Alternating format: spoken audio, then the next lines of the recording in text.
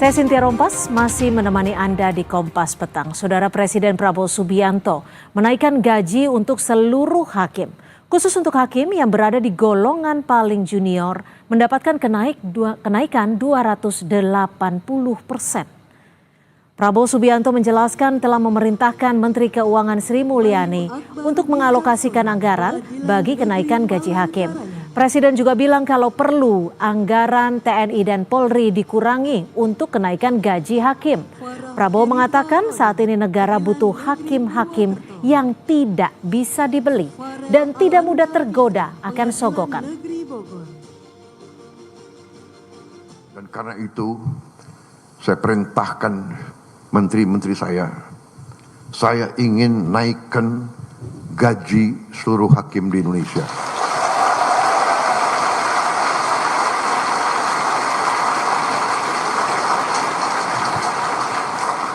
Cari uangnya, enaknya jadi presiden tuh tinggal perintah-perintah. Yang pusing menteri-menteri, terutama menteri keuangan. Saya minta dinaikkan, datang ke saya, segini Pak, kurang.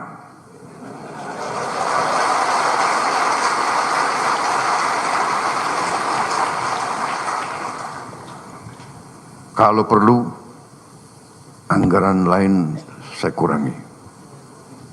Di sini ada Panglima TNI dan ada Kapolri. Kalau perlu anggaran TNI dan Kapolri saya kurangi.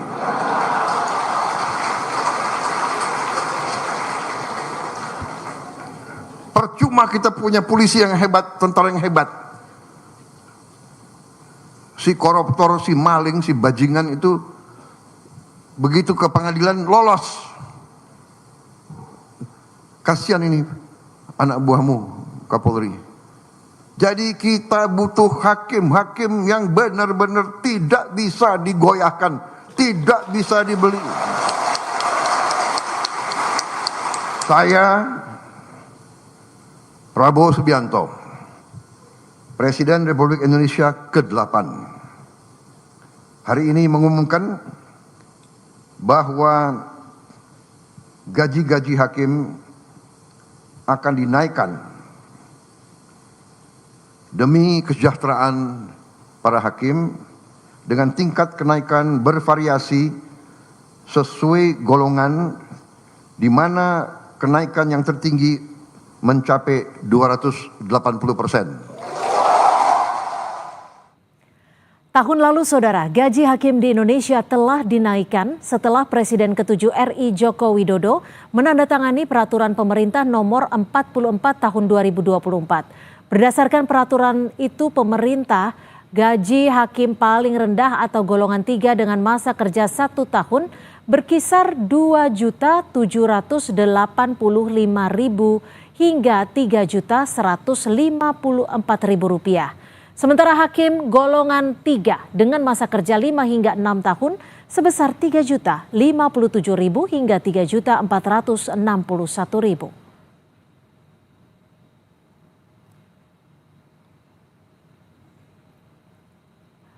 Saudara Presiden Prabowo Subianto menaikkan gaji untuk hakim hingga 280%.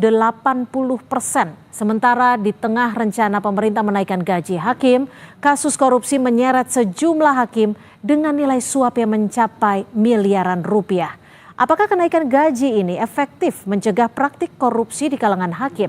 Kita akan bahas bersama politisi Gerindra, sudah ada Bung Hendar Samarantoko, serta peneliti Pukat UGM, sudah ada Mas Zainur Rohman. Selamat petang Mas Zainur, Bung Hendar Sam, terima kasih sudah bergabung bersama kami di Kompas Petang. Saya ke Mas Zainur terlebih dahulu. Mas Zainur, ini kenaikannya bisa dikatakan cukup dan sangat fantastis. Untuk golongan terendah 280%. Tapi di sisi lain ada banyak kasus yang menjerat hakim. Tanggapan Anda?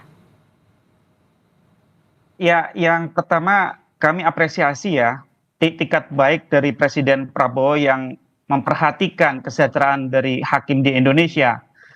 Ini memang satu kebutuhan agar hakim bisa sejahtera. tadi disampaikan yang 2 juta itu adalah gaji ya, tetapi di luar itu masih ada banyak tunjangan. Kalau di total take home pay per bulan bisa belasan juta untuk hakim dengan posisi terendah. Untuk hakim agung take home pay-nya adalah ratusan juta. Sekali lagi saya apresiasi. Namun demikian ini bukan merupakan obat penawar untuk segala bentuk permasalahan korupsi di Indonesia. Ini tidak akan serta-merta otomatis menghilangkan korupsi. Yang akan direduksi adalah corruption by need, korupsi karena kebutuhan. Misalnya hakim dengan golongan rendah, tetapi kemudian ada kebutuhan tinggi karena sering mutasi, juga berada di daerah 3T sehingga kebutuhan hidupnya juga tinggi. Nah, itu akan menjadi solusi korupsi karena kebutuhan. Tetapi untuk yang corruption by greed tentu masih membutuhkan langkah-langkah lain. Tidak bisa sekadar berhenti pada soal menaikkan gaji. Misalnya hakim agung. Ada hakim agung menjadi tersangka tindak pidana korupsi bahkan sudah diputus bersalah. Ya. Itu take home pay-nya ratusan juta. Ada tunjangan jabatan, ada juga tunjangan mengadili perkara. Kalau dijumlah bahkan lebih dari 200 juta per bulan rata-rata. Tetapi toh juga masih melakukan korupsi. Sehingga memang langkah untuk mencegah dan mengurangi korupsi di peradilan itu memang harus komprehensif. Menaikkan gaji hakim di satu sisi itu bagus, tetapi juga masih ada kebutuhan-kebutuhan langkah lain di bidang reformasi di peradilan kita, Mbak Cynthia. Ya, tapi Mas Zainur artinya ini tidak ada jaminan ketika kenaikan gaji yang cukup signifikan ini bisa menekan atau bahkan menghilangkan korupsi, nepotisme, dan juga sogokan terhadap dunia peradilan Indonesia.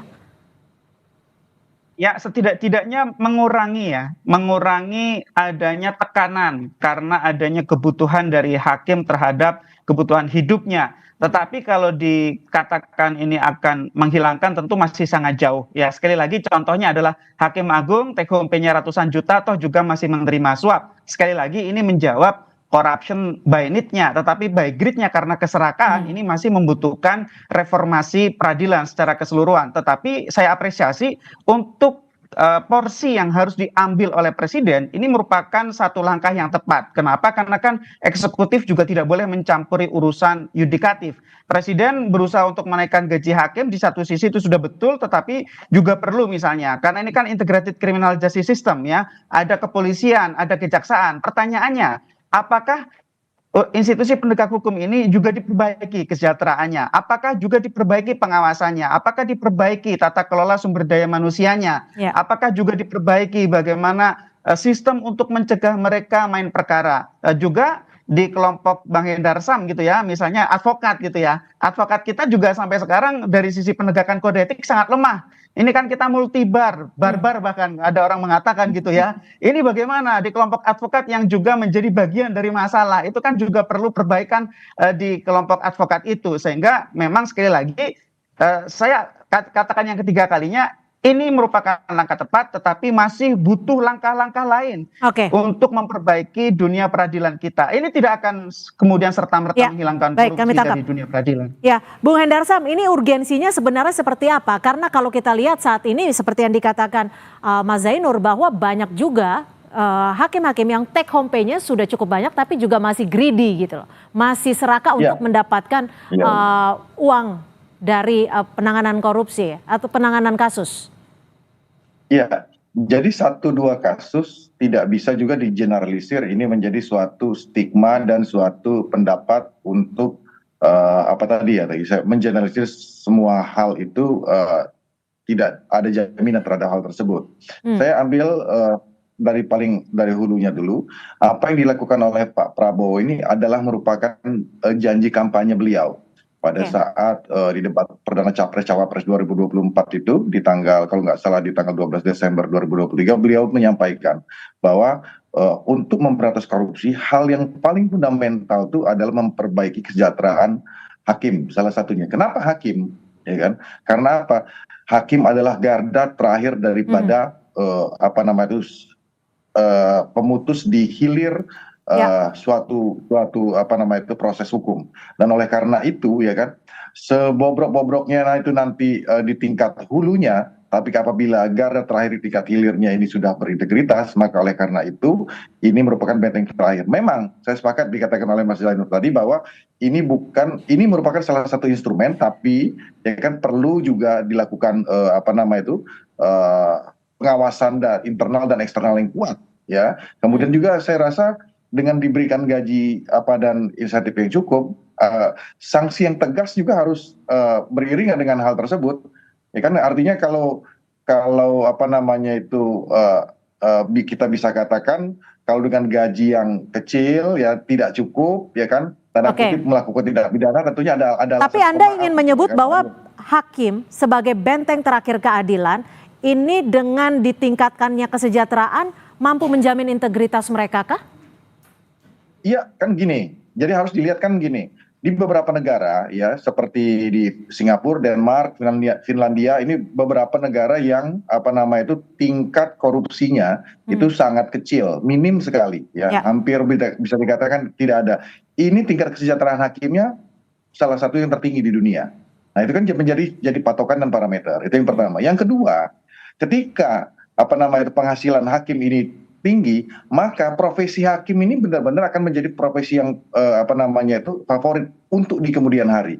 Sehingga oleh karena itu akan menghasilkan ya anak-anak bangsa ke depannya, hakim-hakim yang berkualitas, ya, bukan hanya secara moral, etik karena ekosistemnya sudah baik, tapi juga hakim-hakim yang mempunyai kapasitas yang unggul.